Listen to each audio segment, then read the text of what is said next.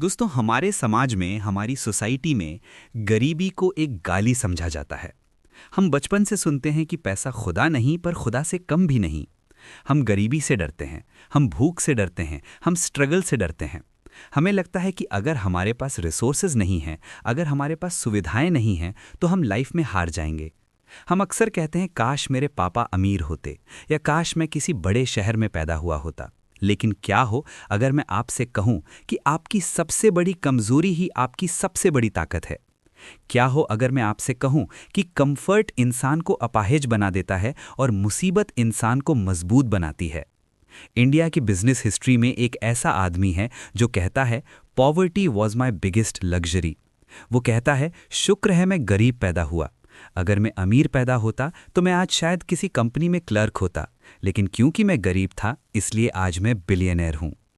ये कहानी एक ऐसे लड़के की है जिसके पास स्कूल जाने के लिए पैंट नहीं थी, जिसके पास खाना खाने के लिए प्लेट नहीं थी, जो स्कूल के मिड डे मील में, जहां सरकार मुफ्त खाना देती थी, वहां सबसे आगे खड़ा होता था। इसलिए नहीं कि उसे खाना पसंद था, बल्कि इसलिए कि वही एक टाइम का खाना था जो उसे मिलने वाला था। ये कहानी उस लड़के की है जो जब मुंबई आया तो उसकी जेब में सिर्फ 500 रुपए थे और रहने के लिए कोई छत नहीं थी। वो वीटी स्टेशन, जिसे आज हम सीएसटी कहते हैं, उसके ठंडे गंदे प्लेटफॉर्म पर सोया। उसी पटरी पर जहां लाखों लोग रोज गुजरते हैं, वहां उसने अपनी रातें बिताईं। लेकिन आज वही लड़का doctor A Velumani thyro care का मालिक है, 5,000 करोड़ की एम्पायर का मालिक। उसने इंडिया को सिखाया कि हेल्थ केयर सस्ता कैसे किया जाता है। उसने मेडिकल इंडस्ट्री का मैकडॉनल्ड्स बनाया। आज हम इस कहानी को डीप में समझेंगे। हम सिर्फ उनकी सक्सेस नहीं, उनके दर्द को डिकोड करेंगे। Chapter 1, the landless farmer and the buffalo CEO, 1959 to 1978। कहानी शुरू होती है साउथ इंडिया के एक छोटे से भूले बिसरे गांव में, अप्पनिकेनपट्टी, तमिलनाडु, डिस्ट्रिक्ट कोयम्बटूर। ये 1959 का दौर था। इंडिया नया नया आज़ाद हुआ था, लेकिन गांव में आज़ादी का मतलब सिर्फ भुखमरी था। इस गांव में वेलुमणि का जन्म हुआ। उनके पिताजी एक किसान थे, लेकिन किसान शब्द सुनते ही हमारे दिमाग में एक इमेज आती है, खेत, बैल, फसल। लेकिन वेलुमणि के पिता लैंडलेस फार्मर थे। इसका मतलब समझते हैं आप? वो किसान थे पर जमीन अपनी नहीं थी। वो दूसरों की जमीन पर पसीना बहाते थे। सुबह से शाम तक कड़क धूप में वो दूसरों के खेत में हल चलाते, बीज बोते, कटाई करते। और बदले में उन्हें क्या मिलता था? हफ्ते के 50 रुपए, महीने के 200 रुपए भी नहीं। और खाने वाले कितने लोग थे? 6 लोग। वेलुमणि, उनके 3 भाई बहन और माँ बाप। आप गणित लगाइए, आप हिसाब लगाइए। 50 रुपए हफ्ते का और 6 लोग खाने वाले, इसका सीधा मतलब था भूख। वेलुमणि आज भी इंटरव्यू में बताते हैं कि उनके घर में शाम को चूल्हा जलेगा या नहीं, ये इस बात पर डिपेंड करता था कि पिताजी को आज काम मिला या नहीं। जिस दिन पिताजी खाली हाथ आते, उस दिन बच्चों को पानी पीकर सोना पड़ता था। वेलुमणि कहते हैं, हंगर वॉज माई टीचर। भूख ने उन्हें वो सिखाया जो कोई एमबीए स्कूल नहीं सिखा सकता। भूख ने उन्हें सिखाया कि रिसोर्स मैनेजमेंट क्या होता है। लेकिन इस अंधेरे में एक रोशनी थी, उनकी माँ। वेलुमणि कहते हैं, मेरी माँ मेरी पहली बॉस थी और मेरी पहली इन्वेस्टर थी। उनकी माँ ने देखा कि पति की कमाई से घर नहीं चल रहा, तो उन्होंने 2 भैंसें यानी बफलोज खरीदी। उन भैंसों का दूध बेचकर जो थोड़े बहुत पैसे आते थे, उससे घर में चावल और दाल आती थी। वेलुमणि का बचपन बाकी बच्चों जैसा नहीं था। जब स्कूल की घंटी बजती और बाकी बच्चे क्रिकेट खेलने भागते या गिल्ली डंडा खेलने जाते, वेलुमणि अपनी भैंस लेकर खेत में जाते थे। वो भैंस चराते थे, घंटों तक धूप में खड़े होकर भैंस का ध्यान रखते थे। क्यों? क्योंकि वो भैंस सिर्फ जानवर नहीं, वो उनकी लाइफलाइन थी, वो उनकी एसेट थी। वेलुमणि कहते हैं, मेरी पहली कंपनी थायरो केयर नहीं थी, मेरी पहली कंपनी बफलो इंक थी। और बिजनेस मॉडल सिंपल था, भैंस घास मुफ्त की खाती है यानी इनपुट 0, और दूध पैसे का देती है यानी आउटपुट 100, प्रॉफिट मार्जिन 100%। ये मजाक लग सकता है, लेकिन यही वो बिजनेस माइंडसेट था जो बाद में उन्हें बिलियनर बनाने वाला था। उन्होंने बचपन में ही सीख लिया था कि अगर आपके पास रिसोर्सेज कम हैं तो आपको एफिशिएंसी बढ़ानी पड़ेगी। Chapter 2, the naked truth of education, identity crisis. अब बात करते हैं एजुकेशन की। हम सोचते हैं स्कूल लाइफ मतलब यूनिफॉर्म, बुक्स, टिफिन बॉक्स और दोस्तों के साथ मस्ती। वेलुमणि की स्कूल लाइफ ऐसी नहीं थी। उनकी स्कूल लाइफ एक स्ट्रगल थी, आइडेंटिटी की स्ट्रगल, इज्जत की स्ट्रगल। कॉलेज तक वेलुमणि के पास पहनने के लिए पैंट्स नहीं थी। तमिलनाडु के गांव का कल्चर था और गरीबी भी थी, तो लड़के लुंगी या टॉवल लपेटकर स्कूल जाते थे। आप इमेजिन कर सकते हैं उस लड़के का कॉन्फिडेंस लेवल। जब वो कॉलेज गए तो वहाँ शहर के लड़के आते थे, full pant, shirt, shoes, watch, और उनके बीच में वेलुमणि, पैरों में चप्पल नहीं, शर्ट पर बटन नहीं, सेफ्टी पिन लगाकर काम चलाना पड़ता था, और नीचे लुंगी। उन्हें शर्म आती थी। He felt naked, he felt small. Class में पीछे बैठते थे ताकि किसी की नज़र ना पड़े। लेकिन यहाँ एक साइकोलॉजिकल पॉइंट है। जब आपके पास दिखाने के लिए कपड़े नहीं होते तो आप चाहते हैं कि लोग आपके दिमाग को देखें। वेलुमणि ने पढ़ाई को अपना कवच बना लिया। लेकिन प्रॉब्लम सिर्फ कपड़ों की नहीं थी, प्रॉब्लम थी भाषा की, लैंग्वेज। उनकी पढ़ाई तमिल मीडियम में हुई थी, इंग्लिश ज़ीरो। साइंस की किताबें इंग्लिश में होती थीं, उन्हें कुछ समझ नहीं आता था। क्लास में प्रोफेसर लेक्चर देकर चले जाते और वेलुमणि बस ब्लैंक फेस लेकर बैठे रहते। 19 साल की उम्र में उन्होंने जैसे तैसे बीएससी केमिस्ट्री कंप्लीट की। गांव वालों को लगा लड़का ग्रेजुएट हो गया, अब तो ऑफिसर बनेगा, अब तो गाड़ी में आएगा। घर वालों की आंखों में उम्मीद थी कि अब गरीबी खत्म। वेलुमणि डिग्री लेकर शहर गए नौकरी ढूंढने। लेकिन मार्केट रियलिटी कुछ और थी। 1970s का इंडिया, जॉब्स कम थीं, कैंडिडेट ज़्यादा थे। इंटरव्यू रूम का सीन सोचिए। Interviewer, tell me about yourself in English. Velumani, silence. Interviewer, कोई एक्सपीरियंस है? वेलुमणि, साइलेंस। इंटरव्यूअर, कंप्यूटर आता है, टाइपिंग आती है? नहीं सर। उन्हें हर जगह से रिजेक्ट कर दिया गया। एक ग्रेजुएट लड़का, केमिस्ट्री का स्टूडेंट, जिसके पास डिग्री थी पर स्किल नहीं थी। वो वापस गांव आए, खाली हाथ। वो दिन उनके लिए सबसे भारी थे। पढ़ाई लिखाई करके भी वो वहीं थे जहां उनके अनपढ़ पिता थे, बेरोजगार। Chapter 3 The Coal Mine of Desperation 1979 The Lowest Point 6 महीने बीत गए। वेलुमणि घर पर बैठे थे। गांव के लोग ताने मारने लगे। बड़ा ऑफिसर बनने गया था, वापस आ गया भैंस चराने। रिश्तेदार कहते इससे अच्छा तो खेती कर लेता, कम से कम अनाज तो उगा था। एक 19-20 साल के लड़के के लिए ये ताने किसी गोली से कम नहीं होते। आखिर में मजबूरी में उन्हें एक नौकरी मिली। कोयम्बटूर के पास एक कंपनी थी, जेमिनाई कैप्सूल्स। आप सोचेंगे, वाह, कैप्सूल कंपनी मतलब दवाई बनाती होगी, वाइट कोट पहनकर लैब में काम करना होगा। हकीकत कुछ और थी। सैलरी थी 150 रुपये महीना। और काम कैप्सूल बनाना नहीं था, काम केमिस्ट्री का नहीं था। उनका काम था बॉयलर रूम में काम करना। एक 500 डिग्री गर्म बॉयलर के सामने खड़े होकर उसमें कोयला यानी कोल तोड़कर डालना। इमेजिन कीजिए, एक बीएससी ग्रेजुएट जिसने सपने देखे थे साइंटिस्ट बनने के, वो अब एक मजदूर की तरह हथौड़ा लेकर कोयला तोड़ रहा है।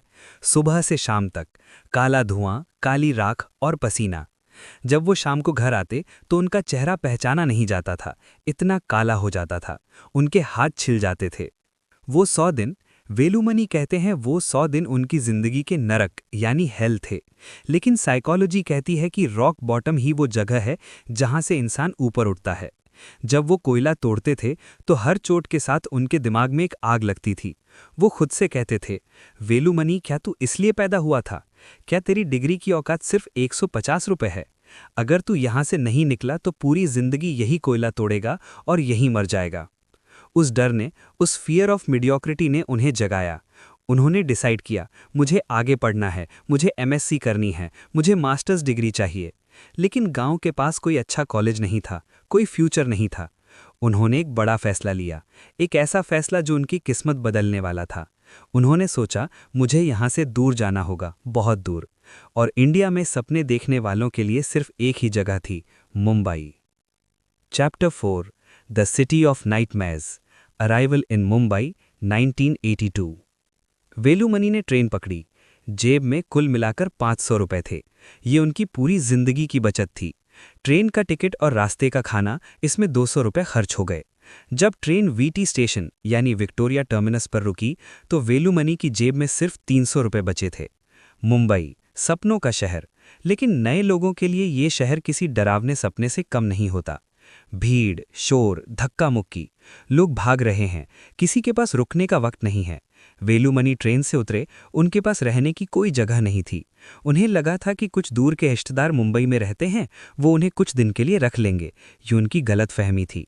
मुंबई का एक अनकहा रूल है, यहाँ दिल में जगह हो सकती है पर घर में जगह नहीं होती। 10 बाय 10 की खोली में पहले से 8 लोग रहते हैं, वहां 9वें के लिए जगह नहीं होती। रिलेटिव्स ने दरवाज़ा बंद कर दिया, हम नहीं रख सकते। अब वेलुमणि सड़क पर थे। 3 दिन और 3 रात उन्होंने वीटी स्टेशन के प्लेटफॉर्म नंबर 7 पर बिताई। रात को जब लोकल ट्रेन्स बंद हो जाती, वो अपनी छोटी सी बैग को सिर के नीचे रखते और उसी पटरी के किनारे सो जाते। वही प्लेटफॉर्म जहां दिन भर लाखों लोग थूकते हैं, गंदगी करते हैं। रात को पुलिस वाला आता, डंडा मारता, उठ, यहाँ सोना मना है। वो उठते, थोड़ा दूर जाते और फिर सो जाते। पब्लिक टॉयलेट में नहाते और स्टेशन का पानी पीते। सोचिए उस मेंटल स्टेट को। एक गांव का लड़का, अकेला, बेरोजगार, भूखा, अनजान शहर। 99% लोग यहाँ टूट जाते हैं। वो वापस गांव भाग जाते हैं। वो सोचते हैं कम से कम गांव में छत तो है, खाना तो है। लेकिन वेलुमणि ने वापस मुड़ने से मना कर दिया। उन्होंने उस प्लेटफॉर्म पर लेटकर मुंबई की छत को देखते हुए खुद से वादा किया, मैं यहाँ वापस जाने के लिए नहीं आया हूँ, मैं यहाँ टिकने आया हूँ। ये शहर मुझे तोड़ने की कोशिश कर रहा है, मुझे भूखा मारने की कोशिश कर रहा है, लेकिन मैं इस शहर को झुका कर रहूँगा। आज मैं प्लेटफॉर्म पर सो रहा हूँ, लेकिन एक दिन मैं इस शहर का राजा बनूंगा। ये कोई फिल्मी डायलॉग नहीं था, ये एक सर्वाइवल इंस्टिंक्ट थी। उन्होंने हार नहीं मानी।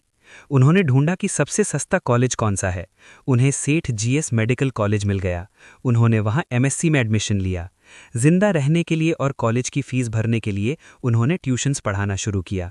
दिन में कॉलेज, शाम को ट्यूशन्स और रात को पढ़ाई। एक जुनून सवार हो गया था। बार्क यानी Bhabha atomic research institute, India का सबसे बड़ा रिसर्च इंस्टीट्यूट। उनका सपना था वहां साइंटिस्ट बनना।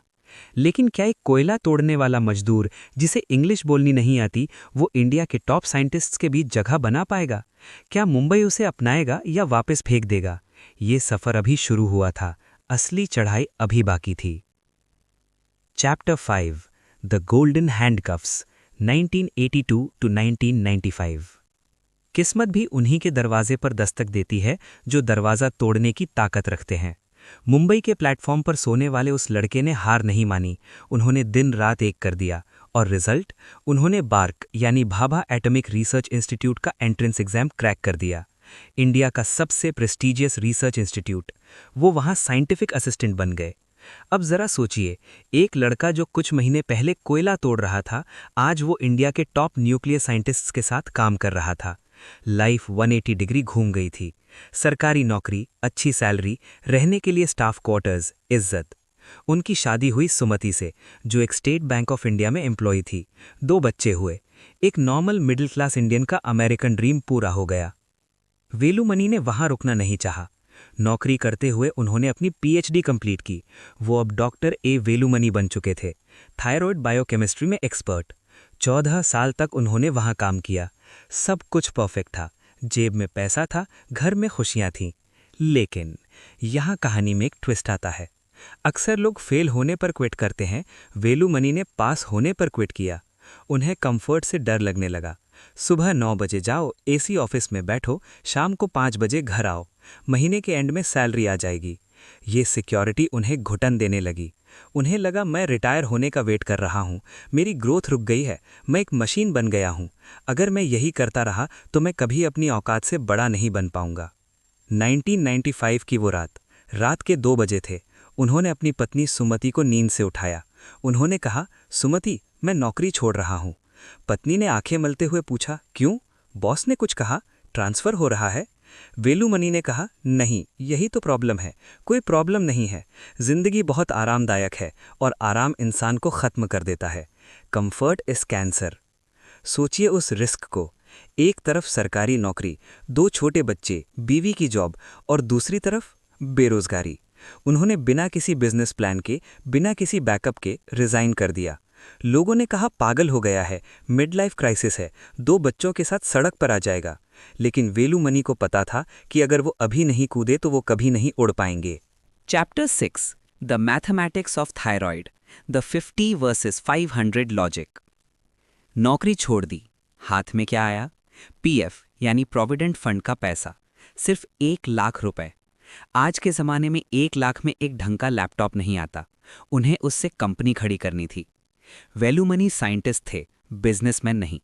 उन्हें मार्केटिंग, एचआर, फाइनेंस कुछ नहीं आता था। उन्हें सिर्फ एक चीज़ आती थी, मैथ्स यानी गणित। उन्होंने मार्केट को एनालाइज किया। उस वक्त 1995 में अगर किसी को थायराइड का टेस्ट करवाना होता था तो लगभग 500 रुपए लगते थे और रिपोर्ट आने में 7 दिन लगते थे। वेलुमनी ने कैलकुलेशन किया, एक टेस्ट करने में जो केमिकल यानी रीएजेंट लगता है उसकी कॉस्ट सिर्फ 50 रुपए है, तो ये लैब्स 500 रुपए क्यों ले रही हैं? जवाब था इनएफिशिएंसी। बड़ी लैब्स के पास वॉल्यूम नहीं था, वो एक दिन में सिर्फ 2 सैंपल करते थे। जब आप कम बनाते हैं तो कॉस्ट बढ़ जाती है। वेलुमनी ने सोचा, अगर मैं एक दिन में 100 सैंपल करूं तो मैं कॉस्ट को तोड़ सकता हूं, मैं क्वांटिटी पर खेलूंगा। उन्होंने बायखला यानी मुंबई में एक छोटी सी दुकान किराए पर ली, एरिया 200 स्क्वायर फीट, एक गैराज जितना। कंपनी का नाम रखा थायरोकेयर। उन्होंने डिसाइड किया, मैं पेशेंट से नहीं मिलूंगा, मैं डॉक्टर्स और छोटी लैब से सैंपल उठाऊंगा। ये B2B मॉडल था। Chapter 7 the McDonald's of health care disruption. Velumani ने मार्केट में आग लगा दी। उन्होंने अनाउंस किया, थायराइड टेस्ट सिर्फ 100 रुपए में। कॉम्पिटिटर्स जैसे डॉक्टर लाल पैथ लैब्स, मेट्रोपोलिस हिल गए। उन्होंने कहा, यह आदमी पागल है, 100 रुपए में टेस्ट हो ही नहीं सकता, ये जरूर पानी मिला रहा है, ये क्वालिटी खराब करेगा। मार्केट ने उनका मजाक उड़ाया, ये सस्ता है मतलब खराब होगा। लेकिन वेलुमनी को अपनी केमिस्ट्री पर भरोसा था। उन्होंने एक स्ट्रैटेजी अपनाई, फोकस। बाकी लैब 100 तरह के टेस्ट कर रही थीं, blood, urine, sugar, x-ray, MRI। Velumani ने कहा, मैं सिर्फ और सिर्फ थायराइड करूंगा, नथिंग एल्स। इससे क्या हुआ? उनकी स्पीड बढ़ गई, उनकी प्रोसेस मशीन की तरह फास्ट हो गई। जैसे मैकडॉनल्ड सिर्फ बर्गर बनाता है और दुनिया में सबसे फास्ट बनाता है, वैसे ही थायरोकेयर हेल्थ केयर का मैकडॉनल्ड्स बन गया। लोगों ने, डॉक्टर्स ने उन्हें सैंपल्स भेजना शुरू किया, पहले मुंबई से, फिर पुणे से, फिर दिल्ली से। वेलुमनी ने एयर कार्गो यूज करना शुरू किया। रात को फ्लाइट में सैंपल आता, सुबह 4 बजे मशीन में लगता और दोपहर तक ईमेल पर रिपोर्ट डॉक्टर के पास। जहां दूसरों को 7 दिन लगते थे, वेलुमनी 24 आवर्स में कर रहे थे, और वो भी 1/4 प्राइस पर। उन्होंने गरीब आदमी के लिए बीमारी का पता लगाना आसान कर दिया। वो गैराज से शुरू हुई कंपनी अब एक फैक्ट्री बन चुकी थी, एक ऐसी फैक्ट्री जहां इंसान नहीं रोबोट्स काम करते थे। थायरोकेयर दुनिया की सबसे बड़ी ऑटोमेटेड लैब बन गई। Chapter 8 the tragedy and the exit, the climax. 2015 आते आते थायरोकेयर एक ब्रांड बन चुका था।